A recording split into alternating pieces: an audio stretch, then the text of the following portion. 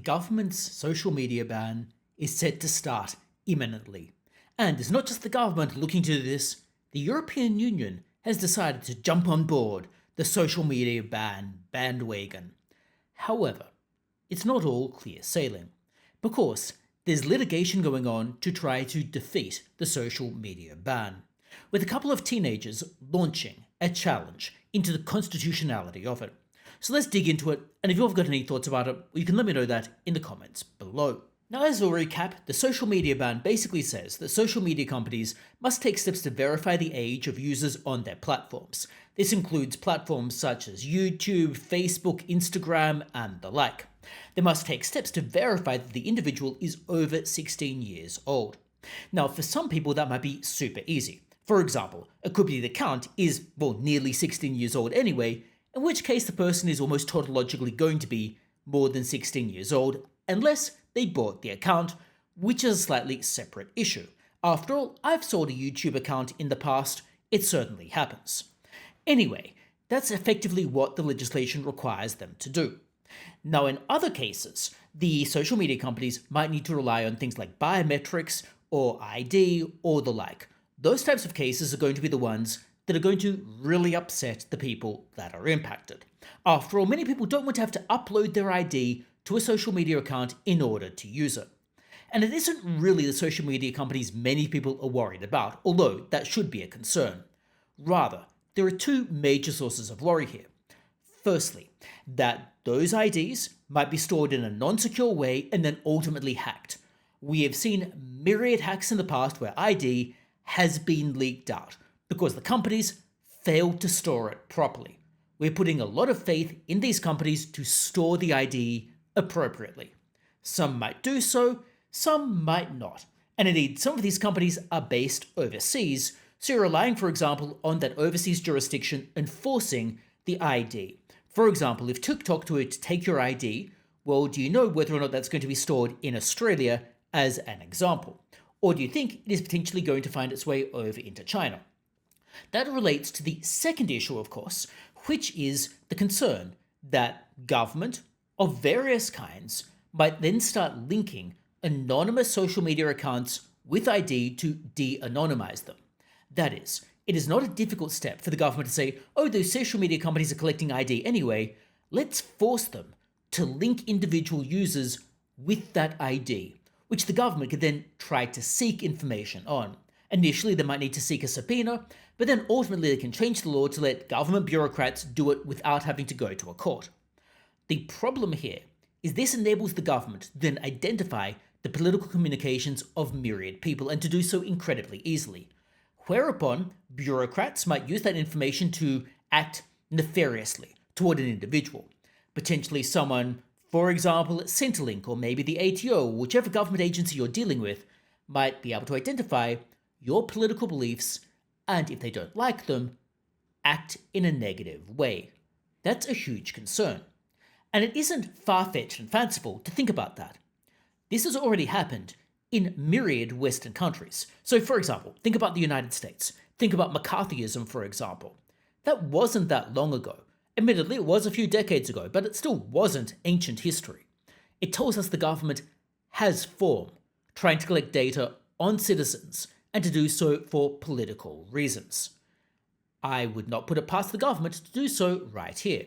To begin with, they'll be saying it's to try to protect the children.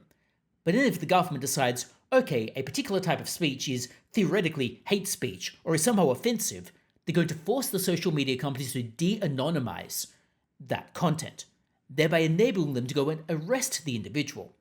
Think about the situations in the United Kingdom to see exactly where that could easily lead. Now, this is where the lawsuit fits in.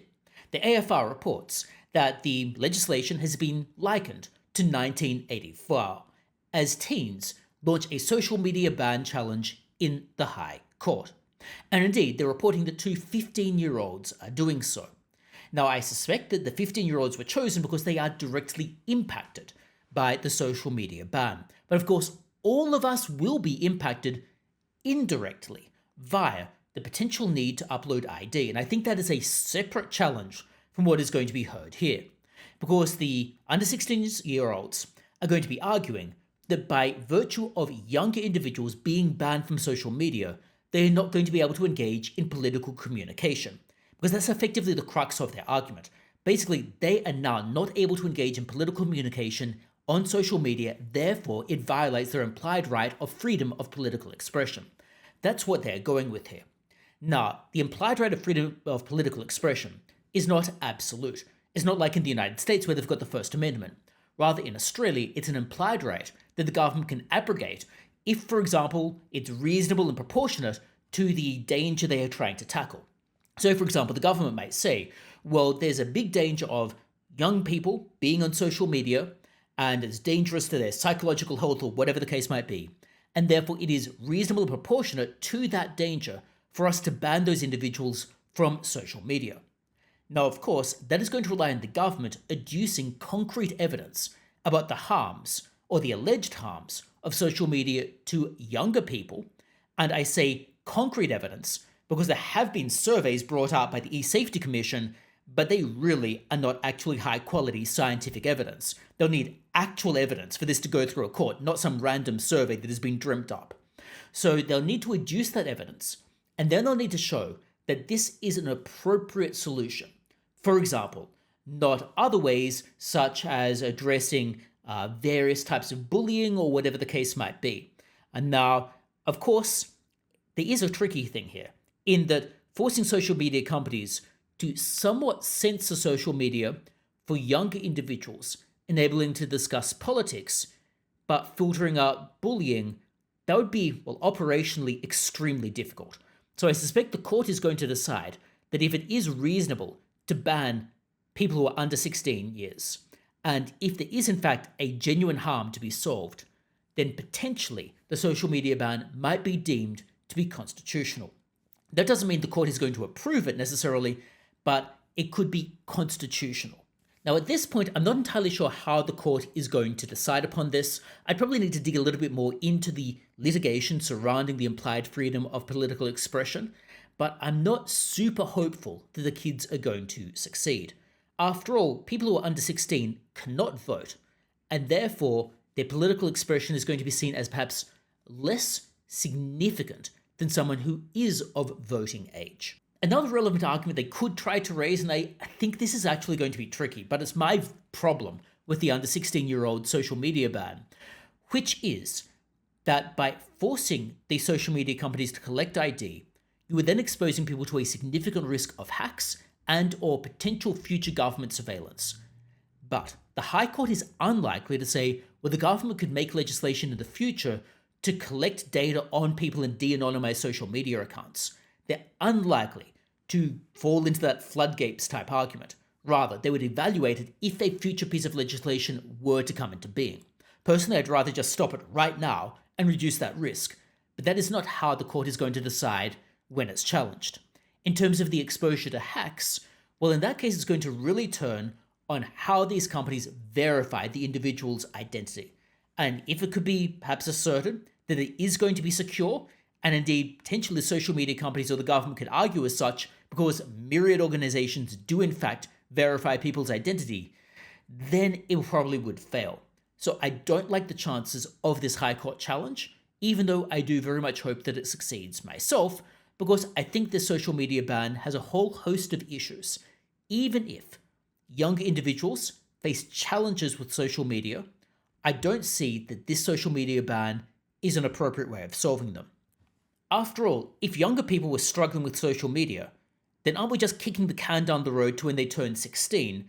And therefore, the government is going to say, well, we banned it for 16-year-olds, but we really need to ban it for 17-year-olds, then 18-year-olds, then everyone. You can easily see where the government is going to take this. They will salami slice away our freedoms.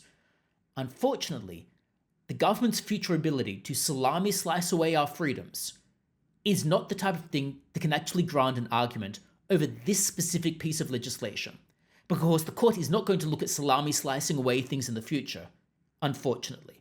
Rather, the court is going to evaluate the piece of legislation right now. Still, we can wish them the best of luck in this challenge, and you can let me know your thoughts about it in the comments below.